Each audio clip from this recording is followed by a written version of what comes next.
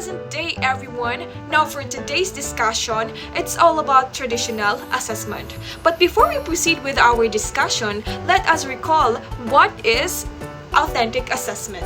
Now, authentic assessment is to evaluate students' ability to demonstrate understand of core learning objective in real-world context. So, real-world context, doon pa lang nagkakaiba na sila ng traditional assessment. At the end of this lesson, students will be able to define the difference between traditional assessment and authentic assessment. Students will be able to apply the traditional assessment in a certain test. They will be able to explain what its purpose. Now let's play a game called Find Me. You will be going to analyze the box and find the words until you find the correct answer. Good luck!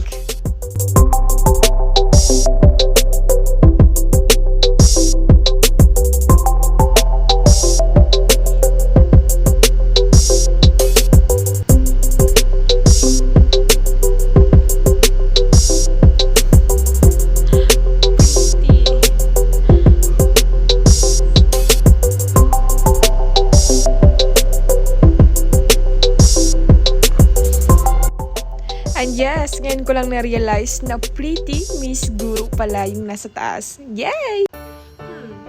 What is assessment itself? Now, assessment is a process of gathering evidence of students' performance over a period of time to determine learning and mastery of skills, to find out how students go about the task of doing their own work. So it is just a process to find out how students feel about their work. Now, what is traditional assessment? Traditional assessment is to evaluate if the students have learned the content, to determine whether or not the students are successful in acquiring knowledge, to ascribe a grade for them, to rank and compare them against standards or other learners. Now, from the word traditional, it means old, no? Kinaugalian na nating gawin. Diba, every time na may pa-exam si teacher, tinatanong natin, teacher, ano ba ang types of exam?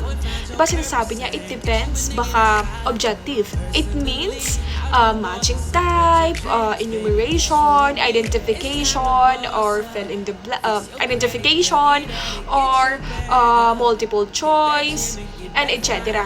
Everything that is done through pen and paper. Now, traditional assessment is used to determine what students know at the end of the chapter, unit, or topic.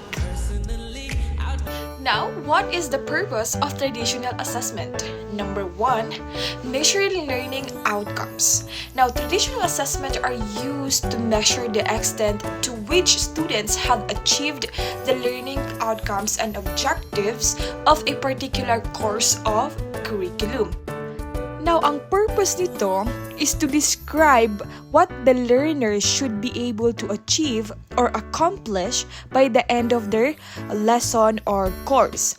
Now, for example, at the end of this lesson, the students will be able to define what is traditional assessment. Now, after the lesson, tatanungin mo yung mga estudyante mo kung ano ba ang traditional assessment on their own. Now, pag na-define nila kung ano ang traditional assessment, it only means na intindihan nila. So, you have achieved your learning outcomes. Or we can do that through quizzes, activities that is related to your topic. Number 2, evaluating mastery of content. Traditional assessment allow teachers to assess students' mastery of the content covered in class. Now, it aims to determine what students have understood from the material covered during a term and further how well they can apply the knowledge to broader problems. In that way, teachers can help or assist the students' mastery of the content. And number 3, identifying strength and weaknesses. Traditional assessment helps students identify strengths and weaknesses in different areas of the curriculum. Now, paano ba maa-achieve yan?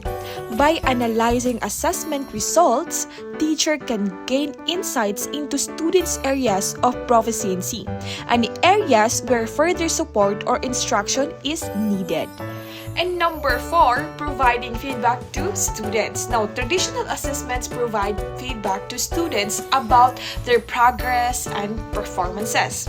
And the last one is guiding instructional decisions. Now, traditional assessment inform instructional decisions and help teachers plan future lessons and instructional strategies. Now, by analyzing assessment results, teacher can identify topics or concepts that require additional teaching or reinforcement. They can adapt their teaching methods to address students' learning needs effectively. Now, the most widely used traditional assessments tools are number 1, true or false. Number 2, multiple choice. Number 3, matching type. And number 4, identification. And the last one is essay. Now, just like any other assessments, there are advantages and disadvantages. So the advantages of traditional assessment is it is easy to score. No, teachers can evaluate students more quickly and easily. Less time and easier to prepare. Easy to administer, and objective, reliable, and valid. Now, the disadvantages provides teachers with just a snapshot of what the students have truly learned, provides students limited options to demonstrate what they have learned, usually limited to pencil and paper tests. And the last one is assessment is separate from instruction. And that's all for my report. I am Usman Umayma. Thank you for watching. Hanggang sa muli! It was only just a dream.